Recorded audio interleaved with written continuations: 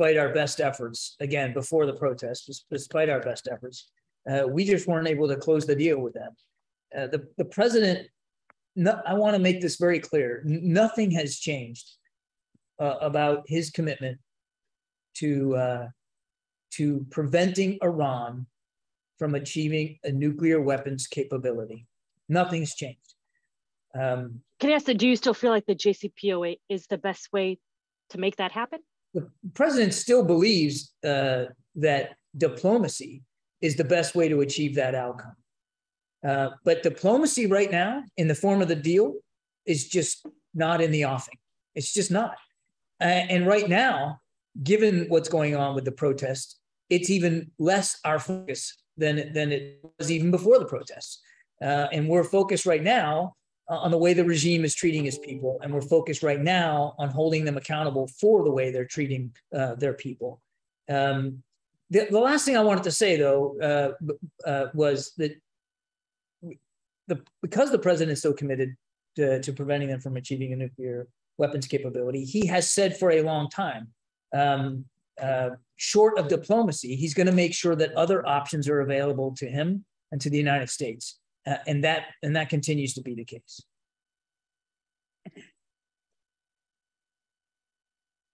Thank you.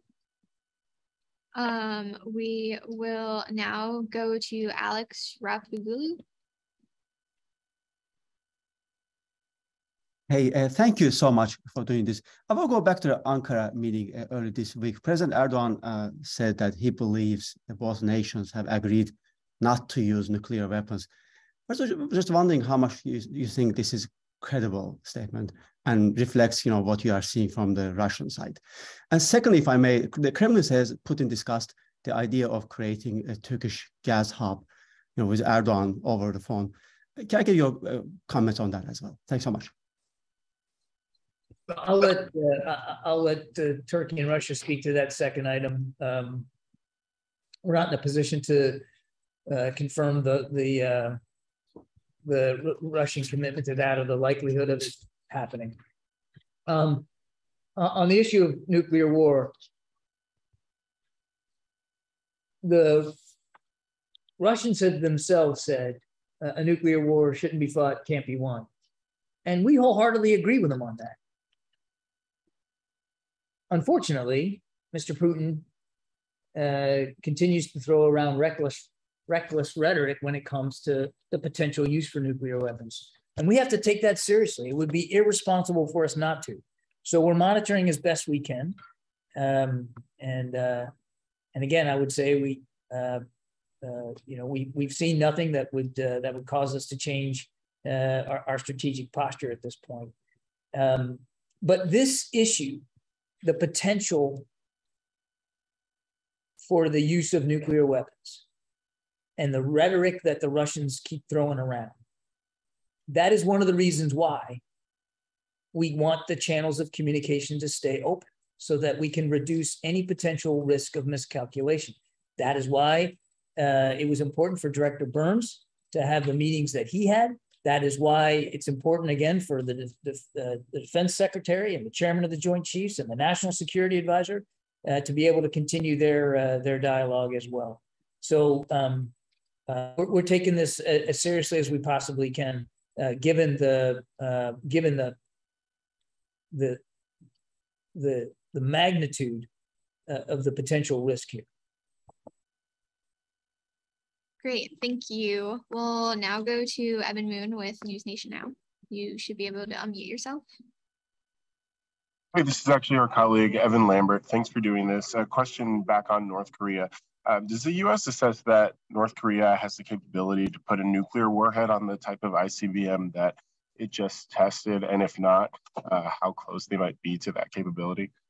I'd rather not get into intelligence assessments of their nuclear program. I'm sure you can understand why we wouldn't do that. They have conducted nuclear tests. We've said that they could conduct another one at any time. So we know they've got a burgeoning nuclear program. And we also know that they have an improving ballistic missile program. As as we continue to see with these recent launches. It is a different capability altogether to marry one with the other, and to do so with a level of safety and accuracy. But I will stop my comments at that point and not get into a specific intelligence assessment. Great, thank you. Our last question will go to VOA. You should be able to unmute yourself. Hi, thank you for this opportunity. The follow-up question, DPRK, ICBM. In your early answer about the DPRK ICBM, you said that you don't see that this is the direct threat to the mainland of the United States. So by saying this, do you assess that the DPRK is yet to demonstrate the ability to reach out the mainland of the United States? And second question, whenever North Korea conduct a large size provocation, such as, ICBM this time, or the nuclear test, people tend to think that there will be the political message. So at this case, what kind of a political message do you think that North Korea trying to say by this test? Because it comes after a series of the summit meeting on the margin of the G20, including trilateral and between President Biden and President Xi. So what are the political message behind that from North Korea? Thank you. I think Kim Jong-un's the guy to ask that question. I'm not going to get into the habit of trying to get inside his brain and knock around a little bit and figure out why he's doing what he's doing in terms of the timing or the decisions. I mean, obviously we noted the timing, but I don't think we could say for sure that the timing of the G20 and exercises between us and the South Koreans are driving any specific launch. And frankly, as far as we're concerned, that's immaterial. What matters is that he continues to improve his program and he continues to conduct provocations. Now, what I said was that this particular launch that we're talking about, the one that just occurred in the last few hours, it itself did not pose a threat to the homeland. But make no mistake, we remain deeply concerned about his ballistic missile program and the threat that it does pose to our allies and partners in the region, certainly to everybody living on the peninsula, but well beyond that.